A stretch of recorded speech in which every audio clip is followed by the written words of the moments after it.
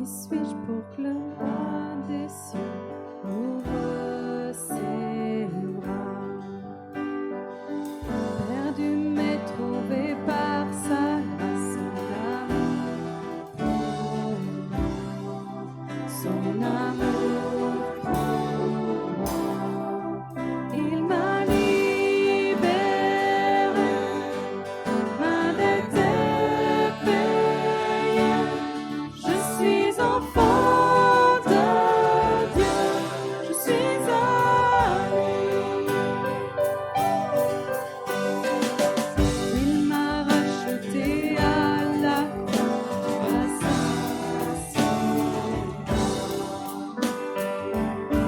J'étais esclave du péché, Jésus m'a sauvé. Jésus m'a sauvé, il m'a libéré, ma dette est payée. Je suis enfant de Dieu, je suis à lui. Et dans sa maison, j'ai trouvé ma place. Je suis enfant de Dieu, je suis à lui. Je suis choisi et affranchi. En toi, je sais qui je suis. Tu es pour moi, pas contre moi. En toi, je sais qui je suis. Je suis choisi et affranchi. En toi, je sais qui je suis. Tu es pour moi, pas contre moi. En toi, je sais qui je suis. Oui, en toi, je sais qui je suis. Il m'a libéré, ma dette est payée. Je suis enfant de Dieu, je suis à lui. Et dans sa maison, j'ai trouvé ma place. Je suis enfant de Dieu, je suis à lui. Je suis choisi et affranchi. En toi, je sais qui je suis. Tu es pour moi, pas contre moi. En toi, je sais qui je suis. Je suis choisi et affranchi. En toi, je sais qui je suis. Tu es pour moi, pas contre moi. En toi, je sais qui je suis. En toi, je sais qui je suis.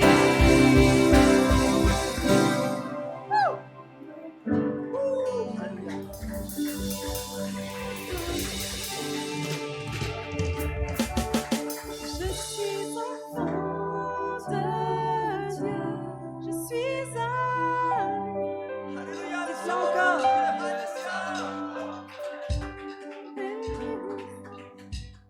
J'ai trouvé ma place.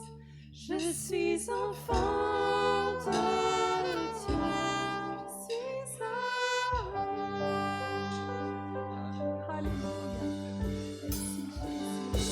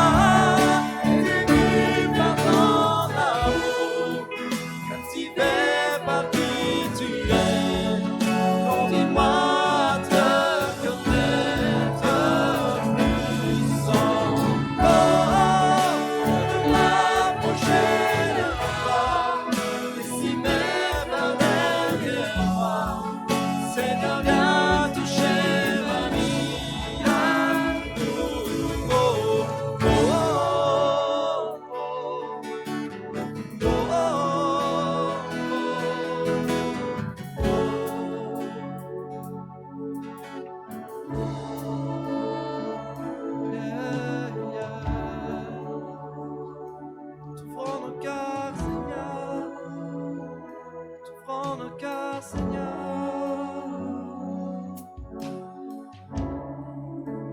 Toi, j'ouvre mon cœur, Seigneur. Toi, j'ouvre mon cœur à jamais. Fais ce que toi seul sais faire. Jésus, viens régner dans ma vie. N'ayez pas peur de le dire au Seigneur. Déversez votre cœur. Oh Seigneur, à toi j'ouvre mon cœur.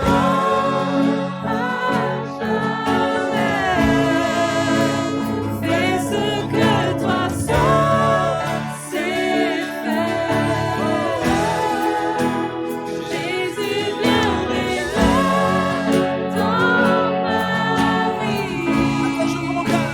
À toi j'ouvre mon cœur, Seigneur. À toi j'ouvre mon cœur à jamais. Fais ce que toi seul sais faire. Jésus, viens régner dans ma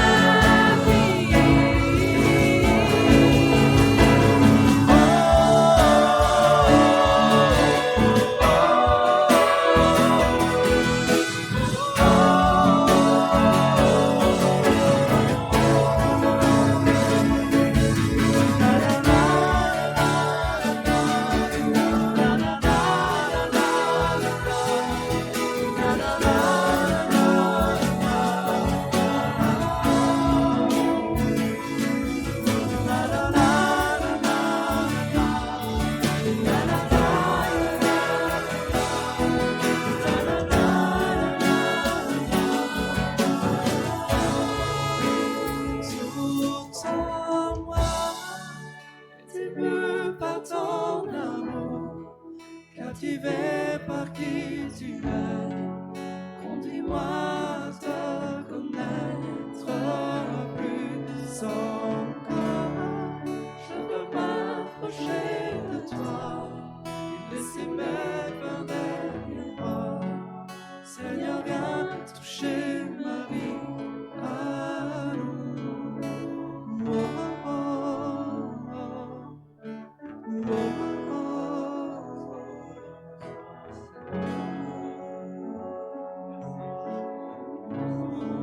Viens toucher nos cœurs.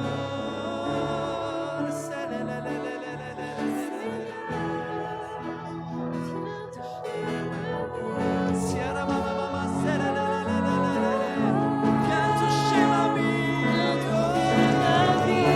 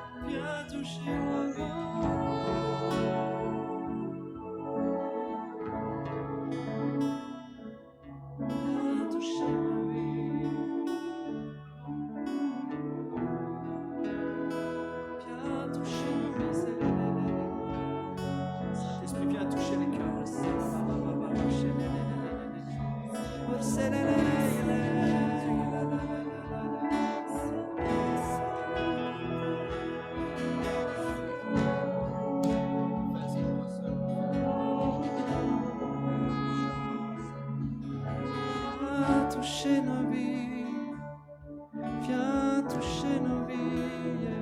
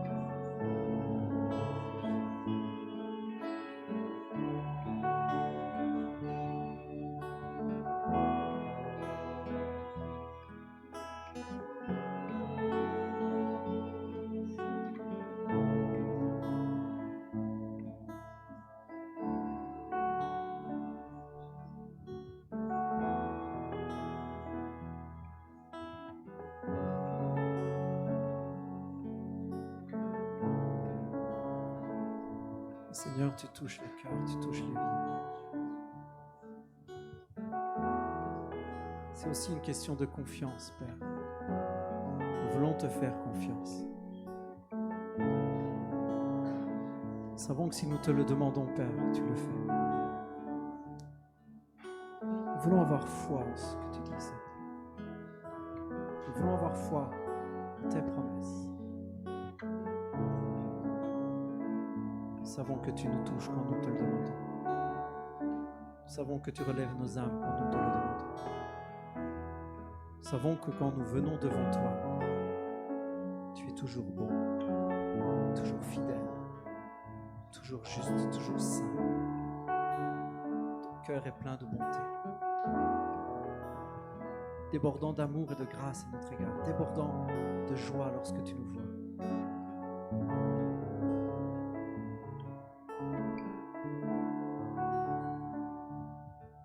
Approchez-vous de Dieu avec foi.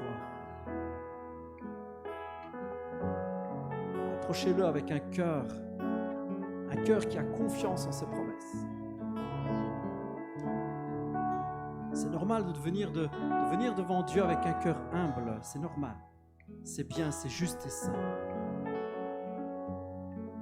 Mais c'est juste et saint de venir avec confiance. Dans l'humilité, c'est vrai, mais avec confiance qu'il nous reconnaît pour ses fils et pour ses filles.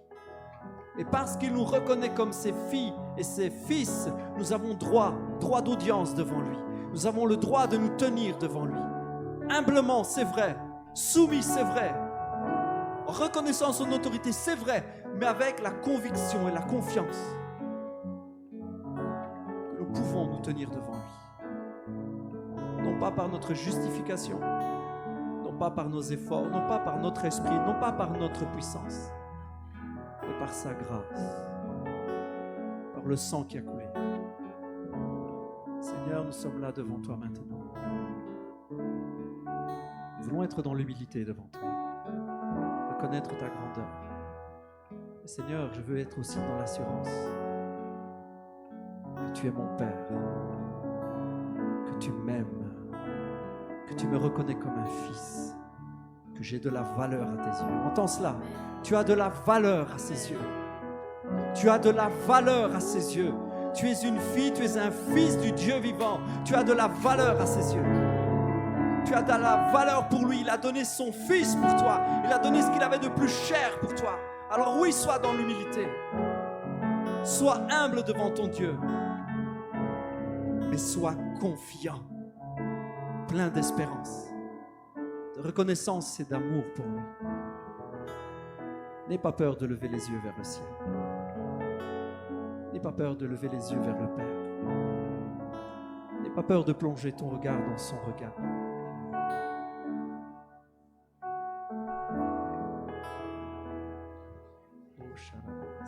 Alléluia.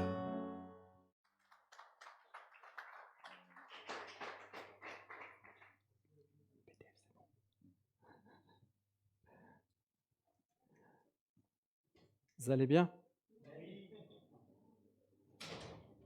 Vous avez passé un bon moment? Yes, moi aussi. Ça fait du bien d'être en famille, hein? Oui, ça fait du bien. Oh, merci Jésus. Avant de commencer, juste 2-3 petits mots, des petites annonces.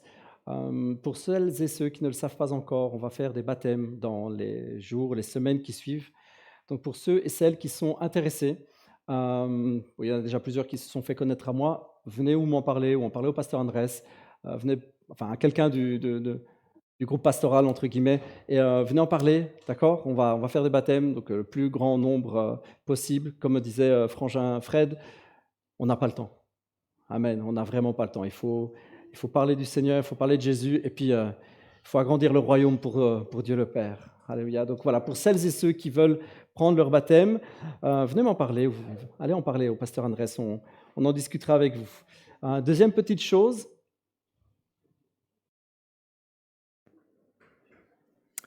le son est remis? Ouf, oui, il est remis. Vous n'avez pas vu, mais papa, il a fait un changement de fiche.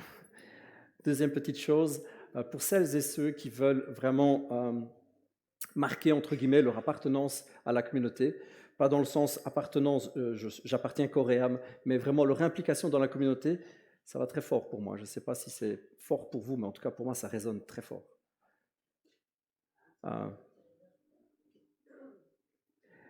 Pour ceux et celles qui veulent marquer leur appartenance, on va faire des cartes de membres. Donc pour ceux et celles qui veulent faire partie, pas officiellement, mais qui veulent s'inscrire dans la vie de la communauté, venez aussi m'en parler, ou parler au pasteur Andrés. On va prendre la liste des noms et prénoms de ceux qui veulent vraiment s'intégrer dans la communauté. Et donc sans carte de membre, on ne pourra plus rentrer. C'est une blague, hein. Je vois Monique qui a changé de couleur, hein, bon. C'est une blague, évidemment. Pas une blague qu'on va faire des cartes de membres, mais tout le monde est le bienvenu. Ça n'a rien à voir. Mais il y en a plusieurs qui m'en ont parlé. Et moi, je me souviens, quand j'étais jeune, dans l'église que je fréquentais, on avait des cartes de membres. Ça nous aidait à nous sentir impliqués dans une œuvre. Pas qu'on lui appartient à cette œuvre-là, mais ça aide à s'impliquer psychologiquement et même dans le cœur. Moi, j'aimais bien le fait de dire, voilà, je fais partie de cette communauté-là, je l'aide, je l'aime, elle m'aime. Ça fait rien d'autre que ça, hein. Mais voilà, pour ça, c'est important, donc je vous le dis, on va le faire. Et dernière petite info aussi, je vous en ai parlé déjà, je pense, il y a 2 semaines, pour celles et ceux qui ont à cœur de faire quelque chose dans l'œuvre, dans l'église, que ce soit tourner les caméras ou que ce soit nettoyer les WC. Alors, j'ai toujours pas reçu de candidature pour les WC, c'est triste. Mais que ce soit pour les WC, que ce soit pour faire l'accueil, pour aider les gens à se placer, ou que ce soit comme Blandine qui a dit, moi je veux m'engager pour les enfants, ceux et celles qui ont à cœur de faire quelque chose, venez aussi m'en parler ou en parler au pasteur Andrés.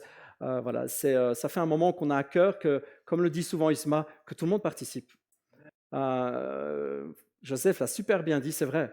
C'est les 25 ou 30 cm qui nous séparent du sol ne font pas de nous, de l'équipe de louange, des gens plus importants, ça n'a rien à voir. Ça fait juste des gens qui ont un taf. Ouais. Si vous m'aviez vu avant, quand j'avais les cheveux plus courts, j'avais toujours une casquette. Et ben, voilà, c'est comme si j'avais la casquette pasteur. Et c'est rien. Ça ne fait pas de moi quelqu'un de plus important. Non pas. Salvatore, il a la casquette prophète. Ok, ça ne fait pas de lui quelqu'un de plus important. Je t'aime, mais c'est vrai, c'est comme ça. On est frères et sœurs. Dans le royaume, nous sommes tous frères et sœurs. Ça veut dire qu'on a tous besoin les uns des autres. Ça veut dire que quelque part, même si vous n'y pensez pas, vous avez un rôle hyper important à jouer. Et je dirais même plus, le rôle que Dieu vous a réservé, personne ne peut le faire à votre place. Je sais qu'on passe souvent ce petit côté-là à l'oubliette en disant « Ouais, mais il y a des gens qui font ça tellement mieux que moi. » Et puis ils font ça. Puis moi, je ne me sens pas important. Puis moi, mon rôle, c'est d'être là. Et je chante, je loue Dieu.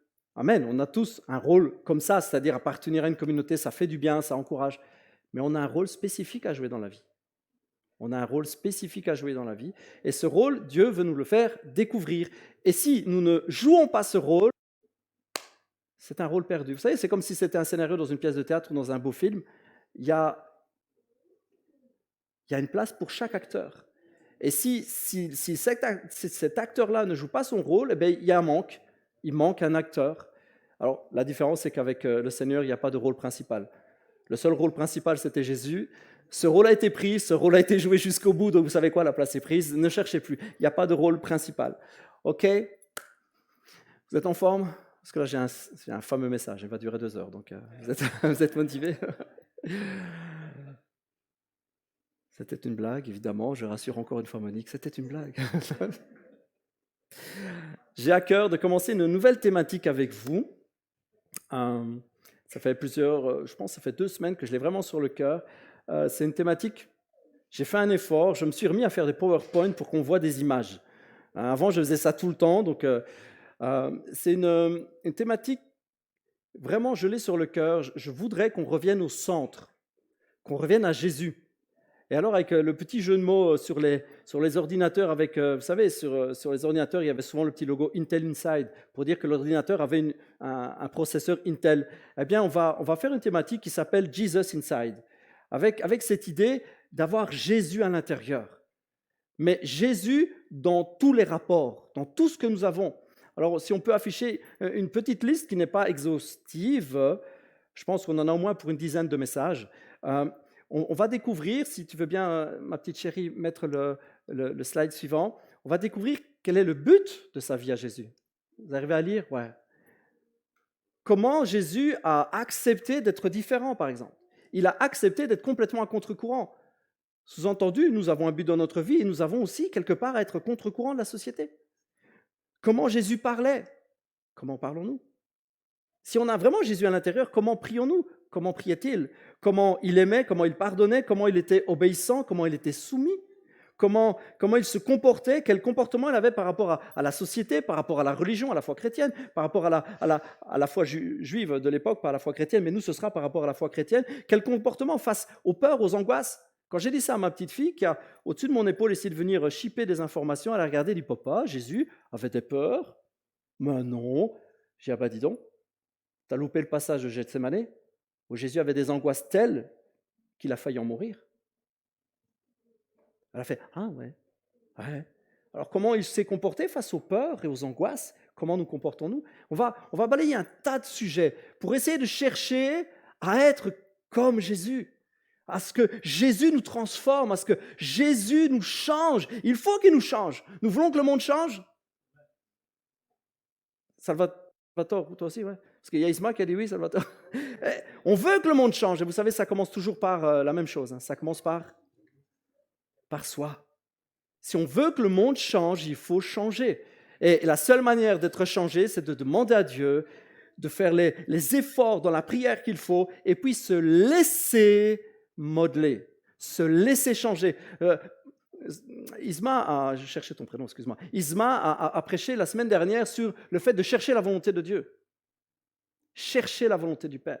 Et se laisser toucher par cette volonté, être imprégné, puis la suivre, l'écouter, parce que ce n'est pas juste de dire « Ah, ça va, je sais ce que Dieu veut ». Et puis on se retourne et puis on se taille. La Bible nous parle de ce genre de personnes qui peuvent se voir comme dans un miroir, ils voient leur tête, et en fait, je suis beau gosse. Et puis ils se retournent, ils s'en vont, et ils oublient complètement comment ils étaient. La Bible nous parle de ça. Elle dit que c'est insensé de faire ça. C'est insensé de chercher à savoir, à connaître, et d'avoir la révélation de Dieu, parce que quand on lit la Bible, quand on est dans la présence de Dieu, c'est comme si on était face à un miroir. Dieu nous révèle comment nous sommes. Et il nous révèle aussi comment il veut que nous soyons. Et ça n'a aucun sens de quitter cette présence-là et de continuer à faire comme si de rien n'était. Ismaël nous a prêché là-dessus, c'était un bon message sur le fait de chercher la volonté de Dieu. On va le faire. On va chercher dans les Écritures, on va chercher dans le cœur de Jésus, on va chercher dans la vie de Jésus, comment il était. Parce que tel qu'il était, tel nous voulons être. Je peux avoir un amen avec ça quand même. Amen. Ne me laissez pas tout seul sur le coup parce que franchement, tel il a été, tel je veux être. Et tel il est maintenant, tel je veux être maintenant aussi. Alléluia. On va parcourir un tas de un tas de sujets. Et comme introduction, je voulais quand même qu'on aille chercher, voir si réellement on est appelé à être comme Jésus. Vous allez dire, oui, amen, frère. Moi, je pense qu'on est appelé à être comme Jésus. Est-ce qu'on est vraiment, vraiment appelé à être, faire et vivre ce que Jésus a vécu? Si on se pose la question, eh bien, il y a des tas de moments dans la vie de Jésus où on a du mal quand même avec ça. Parce qu'il a fait des choses vraiment étonnantes. Et on peut se poser la question, est-ce que vraiment je suis appelé à faire tout ce que Jésus a fait? Alors j'avais fait un super slide, si on ne les passe pas. Alors, regardez avec un beau smiley. Si je me pose la question, si vraiment on veut aller au fond des choses, eh bien on a des passages vraiment extraordinaires. Le premier, c'est dans Luc 6, c'est le slide suivant. La Bible nous dit ceci, c'est Jésus qui le dit, le disciple n'est pas plus grand que son maître, mais tout disciple bien formé, appliqué, sera comme son maître. Il est bien ce verset-là quand même, il est bien. Hein. Luc 6, c'est chouette comme verset. Et puis il y en a un autre, un peu plus costaud déjà, je trouve, un peu plus lourd. Hein. C'est dans Jean 14. Vraiment, je vous l'assure, celui qui croit en moi accomplira lui-même les œuvres que je fais. Wow. Il en fera même de plus grandes. On commence à mettre la pression là. Wow, quand même. Donc on sera comme Jésus, puis on fera les mêmes œuvres, et puis on fera même de plus grandes. Et quoi que ce soit que vous demandiez en mon nom, je le réaliserai pour la gloire, pour que la gloire de mon Père soit manifestée par le Fils. Je le répète, Jésus il insiste, il aime bien insister, si vous demandez quelque chose en mon nom, je le ferai. C'était bien avant, mais là c'est quand même chaud. Vous voulez plus fort? Parce qu'il y en a encore plus costaud. Il y en a, c'est vraiment de la balle. Hein. Le suivant, il est vraiment fort. Matthieu 17. Vraiment, je vous l'assure, si vous aviez de la foi, même s'il est toute petite, pas plus grosse qu'une graine de moutarde, c'est une petite graine de rien du tout, vous pourriez commander à cette montagne, déplace-toi d'ici jusque là-bas, et elle le ferait. Et la suite, c'est vraiment du béton armé. Rien ne vous serait impossible. Vous avez remarqué, d'abord on dit, ouais, on sera comme Jésus, c'est déjà pas mal. Puis on dit, wow, on peut faire les mêmes œuvres, même de plus grandes. Et puis Jésus, là, il enfonce le clou en disant, rien, ça ne vous met pas la patate, rien ne vous serait impossible. Donc Jésus a marché sur l'eau. On peut. Pierre l'a fait d'ailleurs. Jésus a ressuscité des morts. Nous aussi. Jésus a séché un arbre en lui disant quoi? Pas de figues? Sois maudit. Il n'y a personne qui mangera de ton fruit. Le jour d'après, c'était du bâton sec, du bois pour le feu. Jésus a dit à la mer, qui faisait un peu trop de bruit à son goût parce que les disciples avaient peur, et puis lui était secoué dans son sommeil, il s'est levé, j'imagine un peu les yeux collés, il dit quoi, c'est quoi tout ce vacarme? Jésus, on va mourir, il y a de l'eau dans la barque, on va tous crever, fais quelque chose, Hein, quoi, excusez? Mais tais-toi! Et puis Jacques, mer d'huile. Puis ils sont tous restés, Puis il dit, bon, moi, si ça ne vous ennuie pas, je retourne me coucher. Et puis il s'est recouché. Et ils sont restés, et ils se sont dit, c'est qui lui? C'est qui ce gars? Même le vent lui obéit. Mais c'est chaud, hein? Même le vent, il dit, la mer, le vent lui obéissent. Alors, quand on lit tout ça, quand on voit qu'on est appelé à faire les mêmes choses, on se pose vraiment la question, est-ce qu'on est vraiment appelé à faire le même? Alors ok, on prend pour postulat, on prend comme idée de base que oui. Ok? Alors je vous pose une question simple. Hein? Question simple. Pourquoi ce n'est pas le cas? C'est la question qui gêne. Manque de foi, ça c'est sûr. Comment ça se fait? Vous savez que la réponse est dans les versets à chaque fois. Dans tous les versets qu'on a sélectionnés, que j'ai pris, la réponse est dedans. Parce qu'il y a du texte avant, du texte après, évidemment. Moi, j'ai juste pris la phrase. Il y a du texte avant, du texte après. Comment ça se fait que ce n'est pas le cas? Je n'ai pas vu si vous avez mis mon super smiley. Oui, vous l'avez mis. Ne le répétez pas, mais c'est le smiley « Oh my God », qui veut dire « Oh mon Dieu ». Je sais que dans certains milieux, on ne peut pas dire « Oh mon Dieu », mais c'est le smiley « OMG »,« Oh my God ». La première chose qu'on peut voir ensemble par rapport à la vie de Jésus, c'est le but. Pourquoi fait-il les choses? Et ça, c'est important. Parce qu'on peut tout faire, mais dans quel but? Dans quel but faisons-nous les choses? J'ai vu qu'il était mis. J'ai fait un effort, j'ai travaillé. Dans quel but faisons-nous les choses? La Bible nous révèle pourquoi Jésus faisait les choses. Et ce qui est sûr, c'est qu'il ne les faisait pas pour lui. Ce qui est certain, c'est que Jésus ne voulait pas attirer l'attention sur lui. Flagrant. Je ne sais pas si vous avez déjà observé comment Jésus n'a en réalité jamais attiré l'attention sur lui. Alors les foules étaient attirées par Jésus. Pourquoi? Les gens venaient de tous les côtés, des villages, dans les campagnes, tout le monde venait, tout le monde accourait. Il y a des gens qui entendaient parler de Jésus. On nous parle d'un aveugle, Bartimée sur le chemin, qui sait que Jésus va être de passage, il l'entend, et puis il crie « Fils de David, aie pitié de moi !» Oui, c'est vrai, Jésus était connu. On nous parle de la femme à la perte de sang qui est là, il y a une foule immense, tellement foule qu'elle ne sait pas voir où est Jésus, mais elle entend qu'il est par là, ça crie plus fort par là que par là. À mon avis, il est par là. Et puis elle se ferait un chemin. Il ne faut surtout pas que les gens la voient parce qu'elle a une perte de sang. Alors à l'époque juive, perte de sang, si elle touchait quelqu'un, elle pouvait être mise à mort, c'était sévère.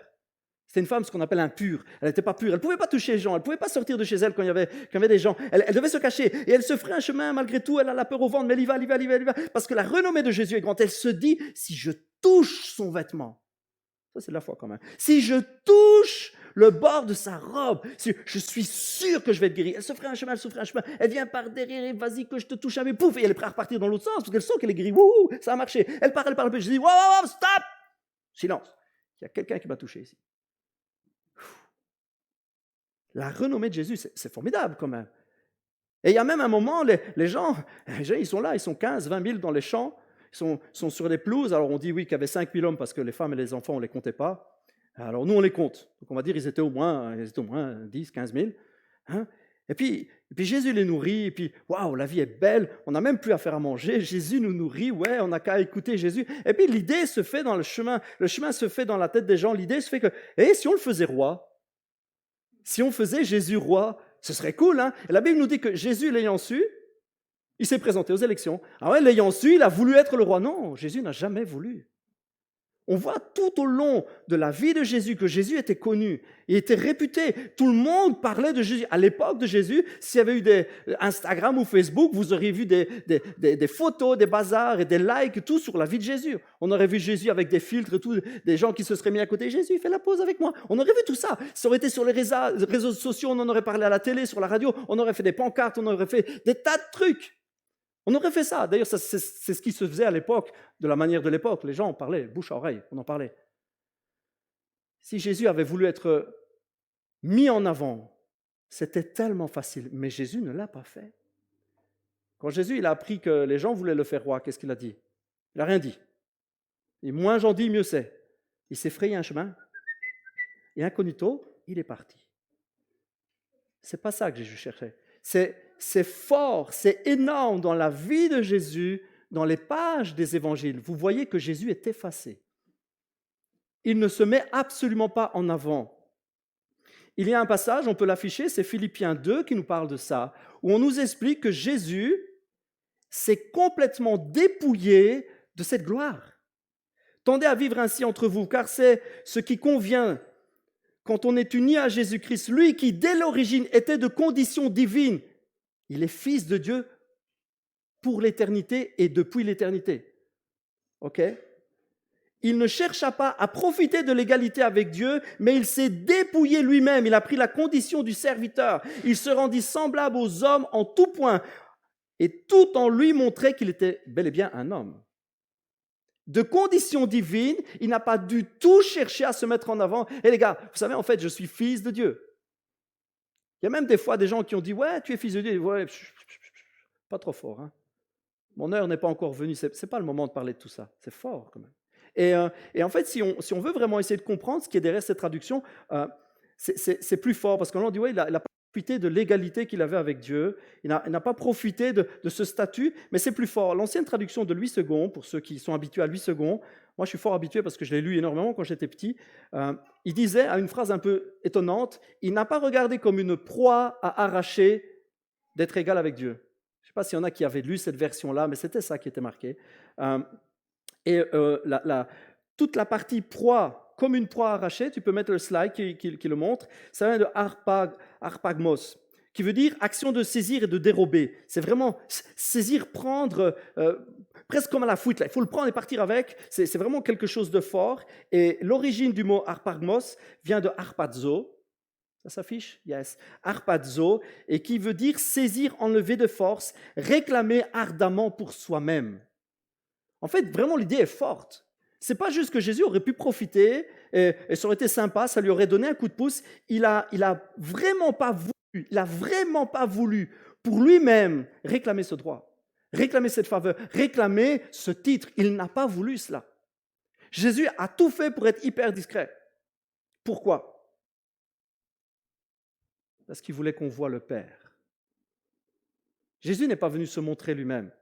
Il est venu nous révéler le Père. Et c'est hyper important. S'il y a bien un premier point important, comment ça se fait qu'on a si peu de miracles? Est-ce que nous cherchons réellement à ce que le Père soit glorifié? J'ai entendu des témoignages vraiment, vraiment parlants de cela. Il y a des frères aux États-Unis qu'on a suivis avec Andrés. On a suivi souvent des gars qui allaient dans les rues, qui priaient. C'était waouh! Vous voyez des miracles en direct, c'est juste phénoménal. Vous dites waouh, la gloire de Dieu. Et puis, il y en a un en particulier qui a un témoignage vraiment chouette à ce sujet. Il explique qu'il avait des guérisons, et puis il se levait presque le matin. Waouh, Seigneur, qu'est-ce que tu vas faire aujourd'hui de neuf, de différent? J'ai déjà tout vu, des jambes se rallonger, j'ai vu des aveugles voir, j'ai vu des paralytiques marcher, j'ai vu des sourds entendre. Seigneur, qu'est-ce que tu vas faire? Et puis à un moment donné, mais plus rien. Hein. Plus rien. Vous savez comment ça se passe dans ces cas-là? Le gars, il est à la foi, donc il s'en fout, il continue. Un jour d'après, il continue à prier, et puis plus rien. Je ne sais plus combien de temps ça a duré avec Pete Cabrera, mais ça a duré longtemps. À un moment, il a quand même demandé au Saint-Esprit, wow, qu'est-ce qui se passe? J'ai épuisé le quota, il n'y en a plus. Puis le Saint-Esprit lui a dit, pourquoi tu le fais? Pourquoi tu le fais en fait? Tu le fais par compassion pour les gens ou tu le fais parce que c'est fun, c'est cool, parce que c'est chouette? Parce qu'il y a un tas de trucs, ça peut être l'orgueil, ça peut être juste la satisfaction de le faire. Il dit, pourquoi tu le fais? Il dit, Seigneur, c'est vrai que j'ai un peu mis de côté le fait que c'était par compassion, par amour et pour la gloire de ton nom. Vous savez, la gloire de Dieu se manifeste dans sa bonté, dans son amour. Son amour et sa gloire lui a fait quitter le ciel. Sa gloire se manifeste dans un amour absolument inconditionnel vers quelqu'un qui ne le mérite absolument pas.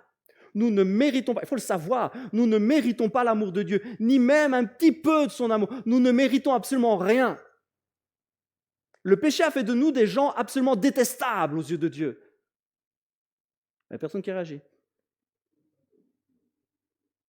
C'est la réalité, vous savez. Par rapport à sa sainteté, nous sommes détestables. Mais Jésus a choisi volontairement, unilatéralement, de laisser ça de côté et de nous aimer quand même. Et toute sa gloire se manifeste, waouh, c'est fort, dans le fait qu'il a, lui, l'autorité de mettre ça de côté et de choisir de nous aimer. Avez-vous déjà réfléchi à ça? Il y a là quelque chose que personne d'autre ne peut faire. Il y a un film qui m'a marqué dans mon jeune temps. Je suis plus vieux que j'en ai l'air. C'est un film très dur, très moche, tellement, tellement fort. Et il y a un passage qui m'a marqué, je l'ai encore là. C'est dans la liste de Schindler. C'est un film dur. Hein. Et il y a un moment, un passage, moi, qui m'a fait prendre conscience de quelque chose de fort. À un moment, vous voyez, le chef du camp, j'ai oublié les noms, hein, il est méchant, il est vraiment dur. Et puis il y a M. Schindler, Oscar Schindler, qui essaye de le faire changer d'avis. Et puis il y a son jeune serviteur, son mandai, qui doit laver la baignoire. Je ne sais pas si vous vous rappelez de ça. Il doit laver la baignoire, et puis il y a un dépôt sur la baignoire qui ne part pas. Et puis le gars, je ne sais plus son nom, hein, le Führer, enfin, le méchant, là, il est en rage. Et d'habitude, quand quelqu'un fait quelque chose de mal, à ses yeux en tout cas, quand quelqu'un lui désobéit ou que quelqu'un n'arrive pas à faire, il sort juste son flingue et tire. C'était comme ça que ça se passait. Hein. Ça s'est réellement passé comme ça. Le gars sortait son flingue et il tirait. Il n'en avait rien à faire. Pour lui, les Juifs là, de l'époque, ce n'étaient pas des humains. Donc pour lui, il ne voyait même pas le souci. Pire qu'un chien. À la limite, un chien, il aurait pris peine d'un chien, mais pas d'un Juif de l'époque. Non, ce n'est pas des animaux. C'est moins que des animaux. Et on voit que Schindler essaye de lui faire comprendre que le vrai pouvoir, c'est de choisir de pardonner. Je ne sais pas si vous vous rappelez de ça. Moi, c'est quelque chose qui m'a marqué très fort dans ce film. Et on voit toute la réflexion du gars qui... Non, pour lui, le pouvoir, c'est d'achever le gars. Le pouvoir, pour lui, c'est de tirer une balle. C'est ça, le pouvoir. Et Schindler lui dit non. Le vrai pouvoir, c'est d'avoir le choix. Je le tue et je ne le fais pas. Malheureusement, ce qui se passe, c'est que le gars choisit quand même de tuer le gamin. C'est horrible. Et ce jour-là, moi, il y a quelque chose qui s'est passé dans ma tête. Le vrai pouvoir, la vraie gloire, la majesté de Dieu s'est manifestée dans le fait qu'il avait le droit de nous rejeter. Il avait même raison de nous rejeter. Il avait même toutes les raisons de l'univers. Il avait créé l'homme, lui avait tout donné, lui avait donné le meilleur, il l'avait placé, il venait le voir matin et soir, il l'aimait, il rayonnait de sa joie et de son amour sur lui. Et l'homme a choisi de lui tourner le dos. Dieu avait toutes les raisons de nous laisser tomber, toutes les raisons de nous exterminer. Il avait toutes les raisons et il l'a choisi, quoi? Là où il n'y a pas de raison. Il a choisi de nous aimer quand même. Et toute sa gloire, sa puissance se manifeste alors que le diable dit, quoi? Tu leur pardonnes? Mais non! Punis-les! Fais-les brûler! Non, j'ai choisi de les aimer. Non! Dieu était le seul qui pouvait faire ça. La gloire de Dieu se manifeste dans sa bonté. Et Jésus a choisi de porter cette gloire. Il a choisi de mettre en avant la gloire du Père à travers l'amour, la bonté. Il a manifesté la gloire et la bonté du Père. Et on trouve ça très très fort dans les passages que je vous ai pris en fait. Tout à l'heure pour dire, ouais, on peut tous être comme Jésus. Si on relit par exemple le passage où on nous dit que eh bien, il s'est dépouillé. Tu peux afficher le slide qui commence par « N'avez-vous pas trouvé dans le Christ un réconfort ?» Voilà.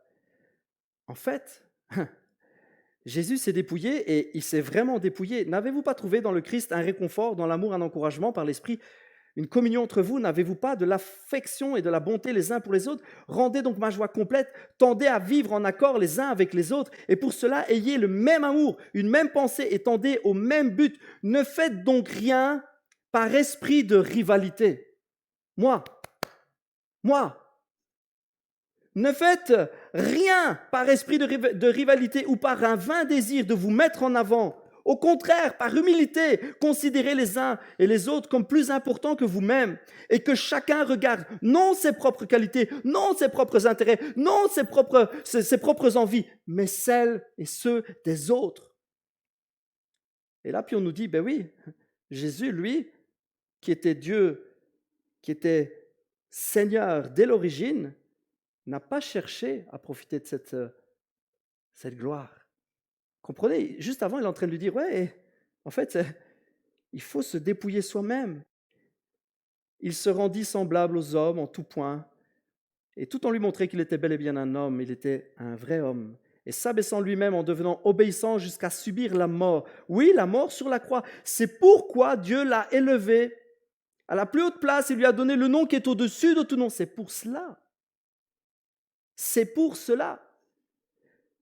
Pour qu'aucun autre nom, et qu'au nom de Jésus, tout être s'agenouille, tout genou plie dans les cieux, sur la terre et jusque sous la terre, et que chacun déclare Jésus-Christ est Seigneur à sa propre gloire, non, à la gloire de Dieu le Père.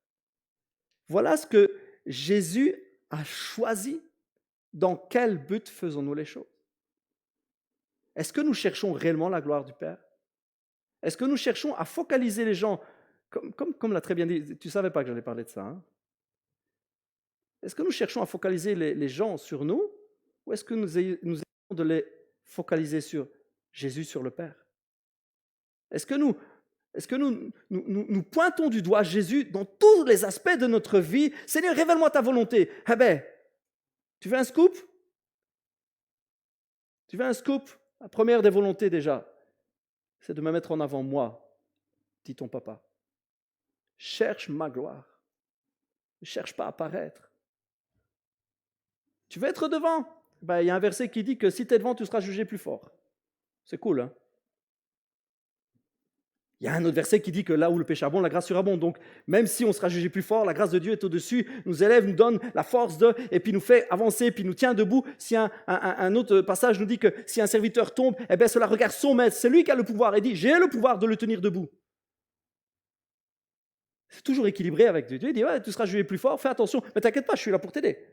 Cherche pas à être devant, cherche à le mettre devant, cherche à mettre Jésus, cherche à mettre Dieu le Père, cherche à glorifier son nom à travers la bonté et l'amour, afin que la gloire du Père soit manifestée, afin que les gens voient, que les gens sachent, que les gens réalisent combien Dieu les aime.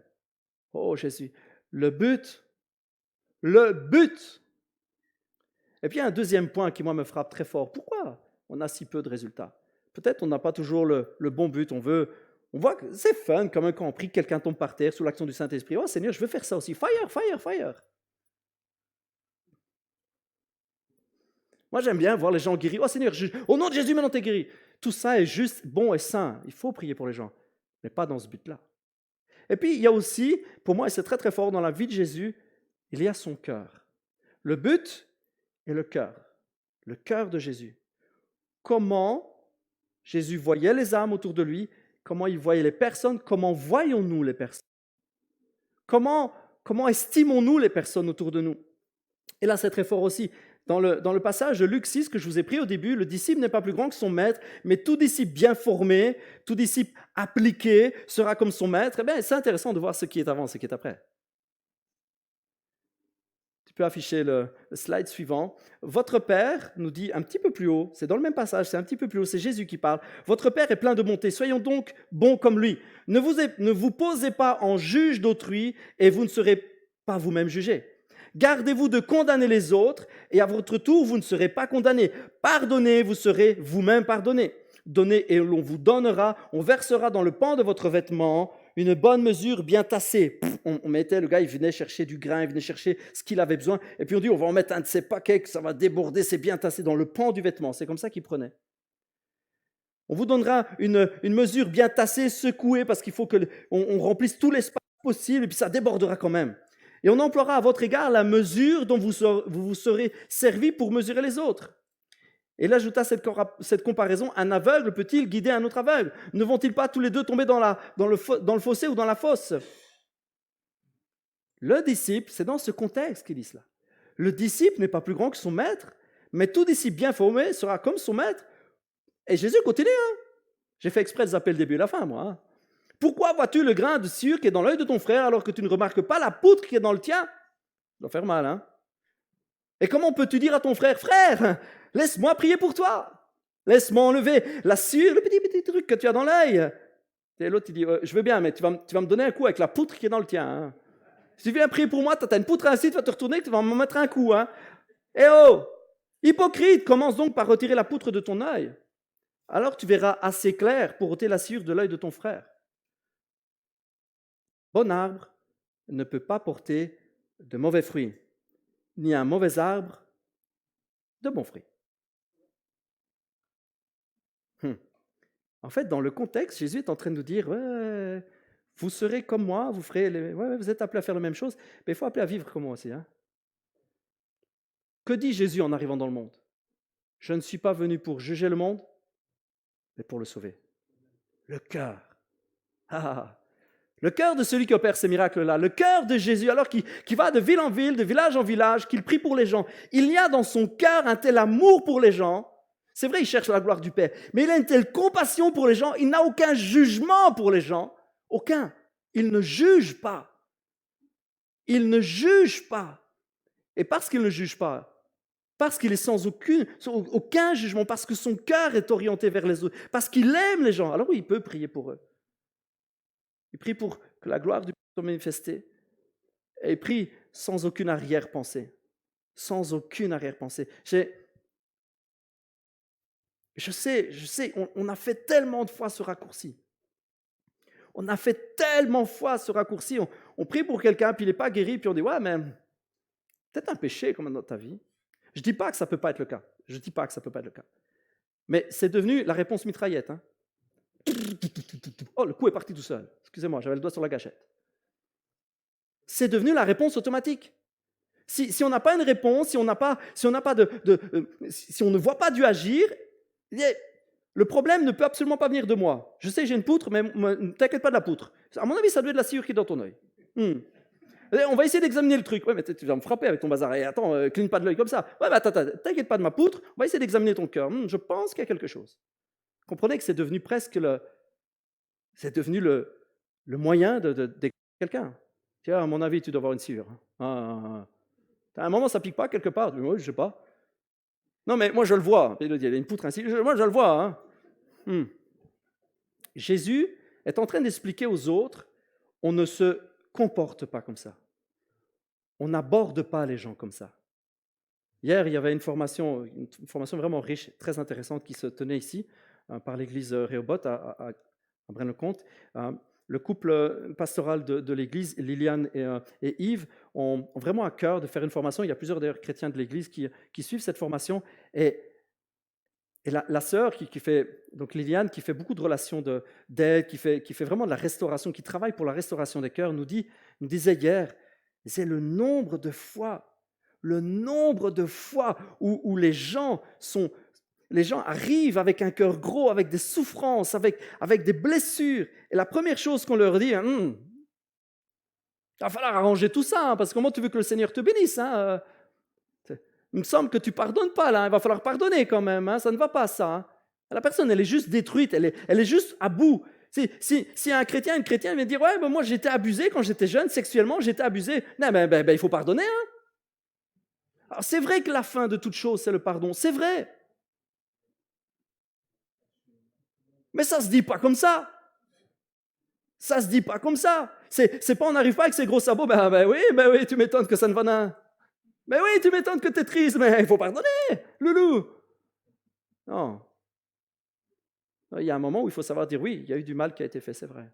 C'est horrible ce qui a été. C'est dégueulasse, c'est horrible. On ne peut pas imaginer que ça se passe sur des enfants, sur des jeunes filles, sur des jeunes garçons. On ne peut pas imaginer, c'est une chose horrible, c'est indigne de l'être humain. L'être humain fait des choses indignes, il fait des choses dégoûtantes. Il faut savoir le reconnaître.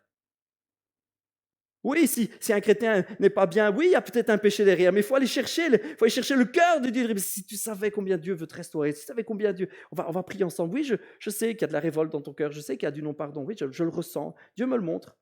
Et les paroles de connaissance sont tellement puissantes dans ce cas-là. Pas pour juger, certainement pas pour juger, mais avec un cœur comme Jésus dit. Moi, je ne suis pas venu pour juger, moi, je ne viens pas pour juger. Mais, waouh, on va prier, il y a une telle restauration, je vois le bout du chemin, je vois ce que Dieu veut faire pour toi. Frère, je sens dans mon cœur, Dieu veut te rendre libre. Je sens dans mon cœur, Dieu veut faire de toi quelqu'un de sobre. Oui, quelque part, on est en train de lui dire que Dieu nous a révélé qu'il était poivreau, mais on ne lui dit pas comme ça.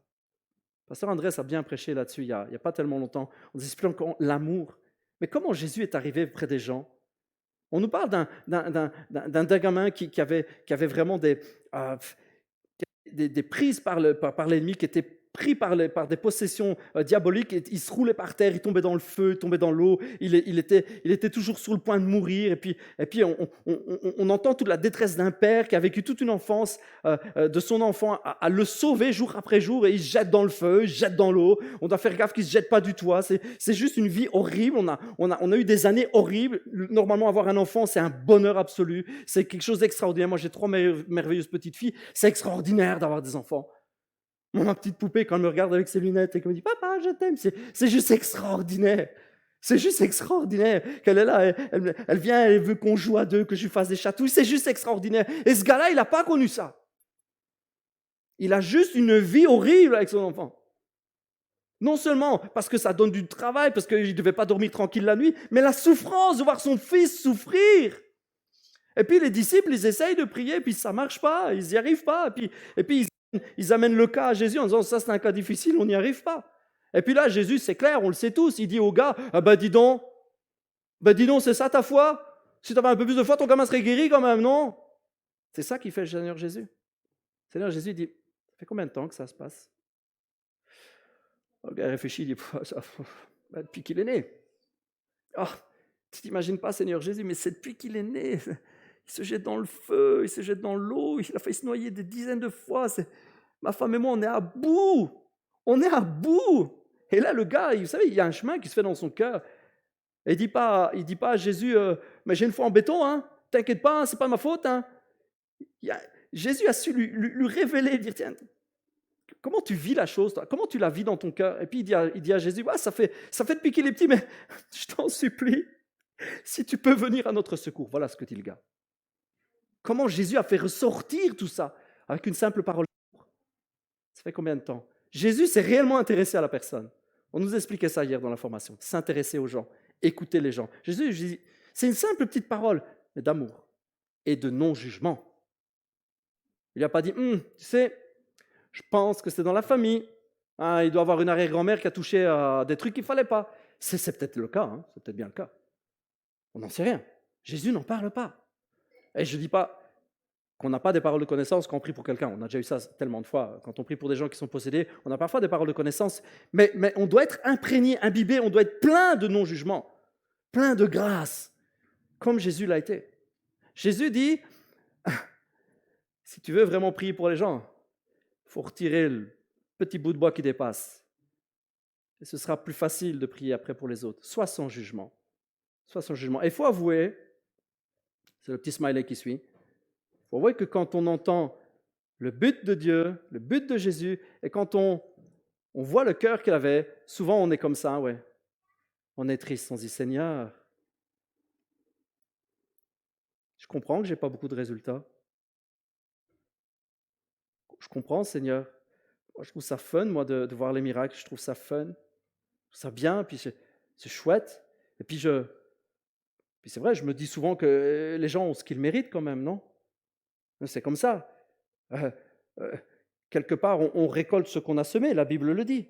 Donc c'est normal, non? S'ils sont frappés, Seigneur, c'est pas ma faute, hein, c'est de la leur. Et moi, ah, il est parti le smiley. Moi, je suis souvent triste. Je suis souvent très triste. Je dis, Seigneur, moi, je veux plus de résultats. Moi, je veux plus de résultats. Seigneur, je veux vraiment être Jesus inside. Je veux Jésus à l'intérieur. Quelle est la solution? C'est le smiley d'après. Priez. Priez, priez encore. Priez. Seigneur, change mon cœur. Seigneur Jésus, change mon cœur. Seigneur, c'est ta gloire que je veux. Seigneur, c'est ta gloire que je veux. Je veux mettre en avant uniquement ta gloire, Jésus. Seigneur, je veux que tu me libères de tout orgueil. La Bible me fait comprendre qu'en fait, réellement, l'être humain n'est qu'un souffle. C'est dans les psaumes. Nous ne sommes qu'un souffle. Le psalmiste, il dit, en fait, les amis, si on veut bien réfléchir, on se lève le matin, on a la vie, et puis pof, un problème, plus de vie. On est un souffle. J'ai entendu un collègue qui disait l'autre jour, parce qu'on parlait, enfin il parlait, parce que c'est un débat duquel je me retire tellement il m'énerve, le débat du masque ou de pas du masque, ou de confinement ou de pas de confinement, oh là là, qu'est-ce que ça me... Excusez-moi, ça me saoule. Si vraiment ça me saoulait, je serais ivre du matin au soir. Ça me saoule. Et il discutait, et puis l'autre il disait, ouais, puis j'ai entendu, da. Et puis il y a un gars quand même qui a lâché une phrase vraie dans le tas. Il dit, ouais, on est quand même peu de choses. Hein. Ah, ouais. Les gens ont peur. Les gens ont peur. Et puis ils se rendent compte qu'en fait, on est vite mort. Hein, qu'on est vite mort. Ils parlaient entre eux, puis ils disaient, ouais, t'as pas entendu, là, l'autre, là, 33 ans, ou 32 ans, je ne sais plus. Il est mort. Il est mort. Il y a des gosses qui sont morts. Il y a des enfants qui meurent tous les jours. On est tellement peu de choses. On est tellement rien. Un souffle. Mais pas n'importe quel souffle. J'attendais que quelqu'un réagisse. Hein. On n'est pas n'importe quel souffle, les amis. Nous sommes le souffle de Dieu. Le souffle, quand il a vu le corps d'Adam, Dieu a soufflé un souffle de vie dans ses narines. Nous ne sommes que ça, en fait. Nous ne sommes que ça. Nous ne sommes que ça. Donc, il y a une importance capitale à chercher à ce que la gloire de Dieu soit mise en avant. Parce que nous savons que nous ne sommes rien sans lui. Nous ne sommes rien en dehors de son souffle. Nous ne sommes rien. Il y a un autre passage qui nous dit que, c'est dans Job, que si Dieu retirait son esprit,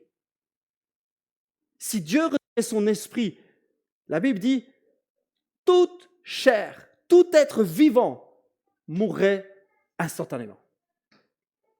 C'est la réalité. Si Dieu rappelait à lui ce qui nous fait vivre, le souffle divin, toute chair périrait soudain, nous dit la Bible. Nous ne sommes rien sans lui. Mais ça veut dire qu'il est tout pour nous. Comprenez? Si je ne suis... Comprenez, je vais revenir à ce que je disais au début. On a besoin de montrer que sa gloire. Hein, d'accord? Suivez-moi. Si je ne suis qu'un souffle, mais que ce souffle, c'est le sien, je ne suis que son souffle, donc la seule chose qu'on doit avoir en moi, c'est son souffle. Si je ne suis que ça, c'est la seule chose qu'on doit voir.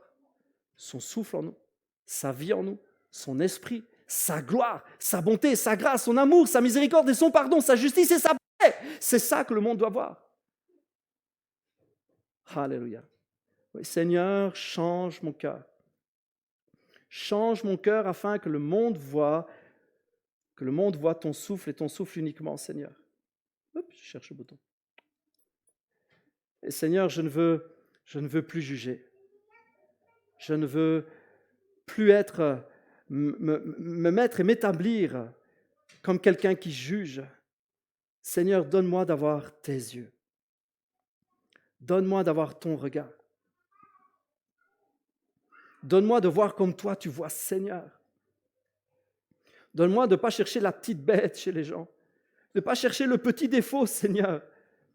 Le Seigneur, donne-moi de ne pas chercher la faute, comme tes disciples, Seigneur Jésus, qui disent de Bartimée, l'aveugle, dit Jésus, c'est qui a péché, c'est lui ou c'est ses parents? Voilà une question intéressante. Seigneur Jésus, la faute à qui? Alors, théologiquement, péché générationnel, péché individuel. Et Jésus, qu'est-ce qu'il répond? Ah ben ça tombait bien, je voulais vous faire un cours de théologie là-dessus. Cool, je vais vous expliquer les copains. Qu'est-ce qu'il leur dit? Les gars, rien à voir. C'est pour que la gloire de mon Père soit manifestée. On a l'impression que Jésus fait, enfin, les gars, vous avez rien compris, enfin. Eh oh, les gars, ça fait des années qu'on est ensemble, ça fait au moins 2 ans, 2 ans et demi qu'on est ensemble, et vous avez toujours rien compris. Depuis le début, c'est la gloire du Père. La gloire de mon Père, la gloire de votre Père, la gloire de notre Père. Oh Seigneur Jésus, donne-moi de ne pas juger et de ne pas chercher la petite bête. Vous savez, c'est différent quand, alors que vous êtes en train de prier, que vous priez pour quelqu'un, Dieu vous met une parole, c'est différent. Comprenez que l'approche est différente. Vous dire, Seigneur, je veux prier, Seigneur, et si tu as une parole, si tu as une révélation à me donner, Seigneur, donne-la moi. Pas, Seigneur, alors explique-moi, hein, parce que j'entends qu'il y a si... Non, Seigneur, si tu as une parole, donne-la moi. Vous savez, il y a une énorme différence. Alors, je ne vais pas entrer dans le débat, ni dans la théologie des prophéties de l'Ancien et du Nouveau Testament, mais il y a une énorme différence entre les prophètes de l'Ancien Testament et les prophètes du Nouveau Testament. Il y a une énorme différence. Une énorme différence parce qu'entre les deux, il y a eu Jésus. Il y a la grâce qui est arrivée. Et vous savez quoi? On le retrouve même dans les prophètes de l'Ancien Testament. Quasi tous, ils ont une période de leur vie où, qu'est-ce qui se passe là? C'est très fort avec Ésaïe, par exemple. Ésaïe, il commence en disant « Malheur, malheur, malheur, malheur !» Ah, il y va. Et qu'on va dégommer. Bon, c'est les paroles de Dieu. Et puis, il y a un moment donné de sa vie où Ésaïe voit l'Éternel dans son temple. Waouh, la vision de Dieu. Il voit le pan de sa robe. Et à partir de là, c'est bizarre, il ne parle plus de la même manière. La gloire de Dieu. Encore et encore et encore, toujours la gloire de Dieu. Là, tout d'un coup, Isaïe commence à dire des paroles extraordinaires. Et c'est à ce moment-là qu'il dit, l'Éternel va faire qu'une vierge va devenir enceinte. Elle va enfanter un fils. On l'appellera admirable, conseiller. Il va pardonner les péchés du peuple. Oh, je l'ai vu. Il était là. Il disait rien. Et puis, vous savez, c'est comme une brebis conton. Elle se laisse faire. Elle pourrait partir en courant, mais elle se laisse faire. Elle dit rien, elle est muette. Elle sait qu'elle va aller à l'abattoir. Elle sait qu'on va le trancher. Elle le sent. Elle dit rien. Il va être comme ça, mon sauveur. Oh, quelle vision différente. Le jugement, puis la vision du Père, puis tout d'un coup, wow, la grâce du Père. On retrouve ça même dans les prophètes dans l'Ancien Testament. Ils ont souvent un avant et un après. Oh, Jésus. Et quand Dieu nous donne une parole de connaissance, comme Pasteur Andrés le disait il y a 2 semaines, à passer au filtre de l'amour, n'est-ce pas? Seigneur, pourquoi tu me donnes cette parole? Je me souviens d'un pasteur qui me racontait qu'une fois il prie pour quelqu'un et au moment où il prie, Dieu lui dit, il trompe sa femme. C'est chaud quand même, hein? C'était vrai, hein? Et lui, il est là, il prie. Et, imaginez, il prie et en même temps il réfléchit. Hein?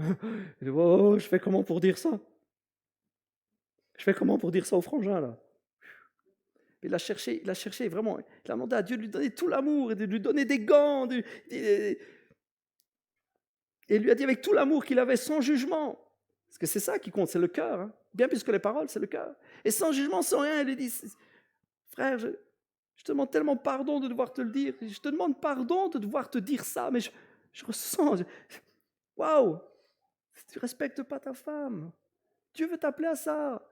Et le gars, il se marbrait. Oui, c'est vrai, voilà. Parole d'amour, de non-jugement. Il lui a pas dit, bon sang, tu oses t'approcher pour recevoir la prière alors que tu trompes ta femme, mais t'es fou, toi. Et Dieu va te foudroyer sur place, hein. Il y a le feu du ciel qui va descendre, on verra plus qu'un petit tas de cendres, hein. Mais t'es ma boule. Et cherche d'abord à ranger tes bidons, et puis viens te présenter humblement, rampe, je sais pas, fais quelque chose, paye des trucs, mais je sais pas, fais des bonnes actions. Il lui a pas dit ça. Il lui a dit, je te demande pardon. Je me souviens, le frère, il m'expliquait ça. Je dis, waouh, t'as quand même osé. Il dit, ouais. Il dit, mais j'ai pleuré avec lui. Je pleurais en lui disant, je te demande pardon de devoir te dire ça, je te demande pardon. Mais je sens, le Seigneur me dit, c'est pas ça qu'il veut pour toi. Il pleurait avec le mec, ils se sont mis à pleurer à deux, le gars, il demandait pardon, il est retourné vers sa femme, il a demandé pardon, etc. Et puis il a été béni, il a été béni. Oh, Jésus. Seigneur, donne-nous un cœur qui ne juge pas. Seigneur, nous voulons les paroles de connaissance, nous voulons les paroles de connaissance.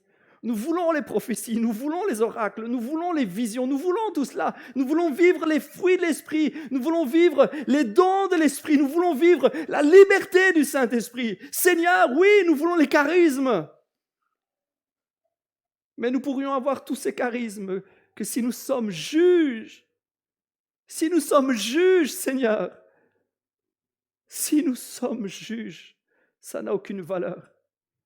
Parce que Seigneur, nous te mettons de côté quand nous faisons ça. Nous te mettons de côté. Alors Seigneur, on va prendre le temps dans les semaines qui suivent de voir, chercher ton cœur sur tout ce que tu as fait. Parce que Seigneur, nous ne voulons pas plus de théologie. Nous ne voulons pas plus, Seigneur, de théorie. Seigneur, nous ne voulons pas plus de sagesse humaine, Seigneur. Amen, mon frère.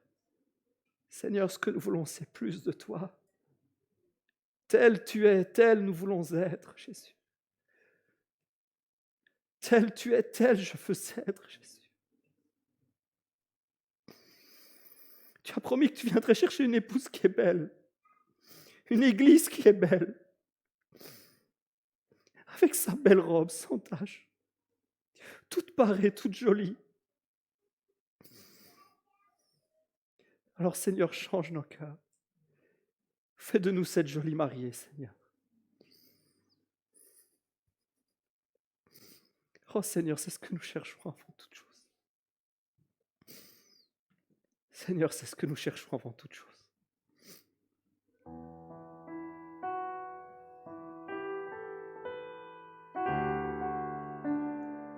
Change nos cœurs, Jésus.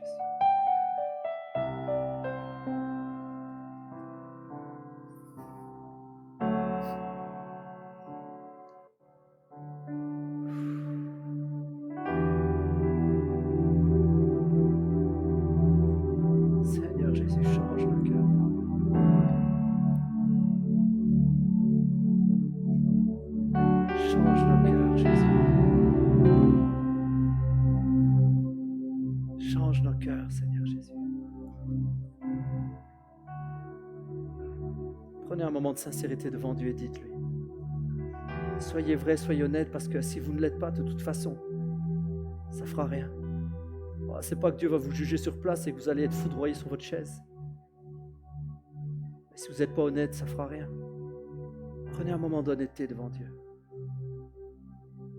Seigneur, je veux être comme toi. Tel que tu es, je veux être. Seigneur, j'ai été bercé toute ma jeunesse et j'en veux à personne. J'en veux à personne. J'ai été bercé toute ma jeunesse dans le jugement. Et j'ai parfois l'impression que ce jugement me colle à la peau.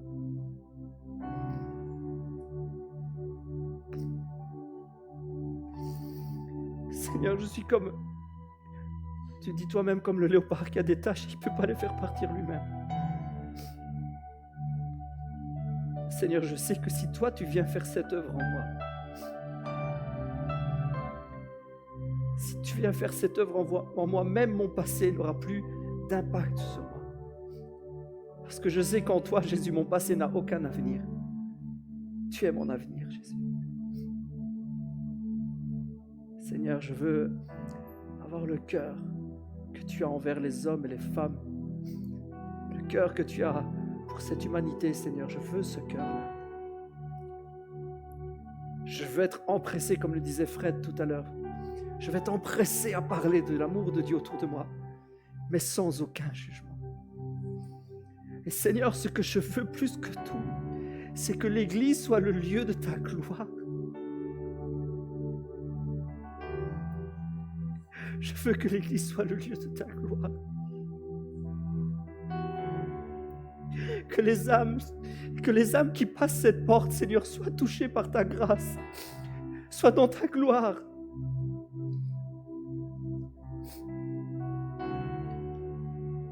Je sais qu'en tant que communauté, nous ne méritons rien, Seigneur, parce que nous sommes loin d'être parfaits.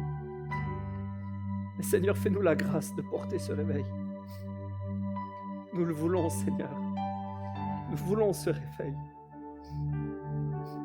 Tu nous as fait des promesses et nous voulons croire en tes promesses. Mais nous voulons que ces promesses ne soient pas des paroles en l'air. Nous voulons que les promesses que tu nous as faites, Seigneur, ne soient pas des paroles en l'air. Parce qu'on l'oublie peut-être, mais quand Dieu parle et Dieu fait une promesse, c'est pour nous donner l'occasion d'être prêts quand le temps de la promesse sera là. Les promesses, ce n'est pas un truc qu'on écrit dans un bouquin, qu'on dépose sur l'étagère. On dit, un jour Dieu fera. Non! Seigneur, tu nous parles afin que nous soyons prêts. Tu nous mènes au désert parce que tu dis, je vais te mener au désert et là je t'instruirai, là je te parlerai, je parlerai à ton cœur. Voilà ce que tu nous dis.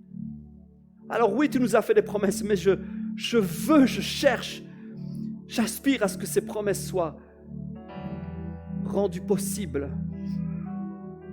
qu'elles trouvent un terrain fertile. Seigneur, tu nous le dis à l'avance, afin que nous nous préparions. Alors Seigneur, nous te le demandons encore aujourd'hui. Change nos cœurs.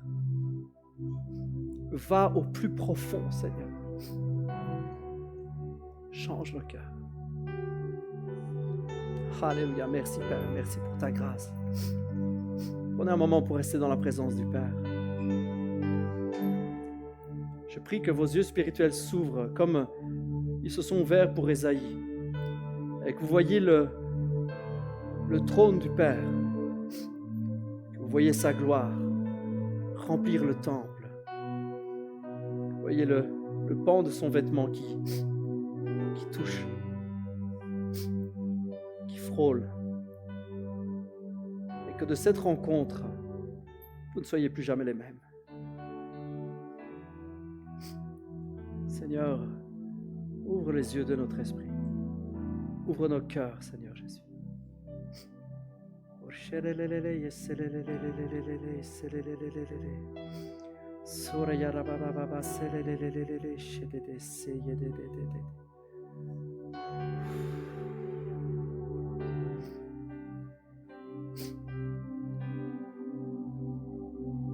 Plus jamais les mêmes. Plus jamais les mêmes. Alléluia. Plus jamais les mêmes. Plus jamais les mêmes. Dans le nom du Seigneur Jésus, plus jamais les mêmes. Alléluia. Sorabashi.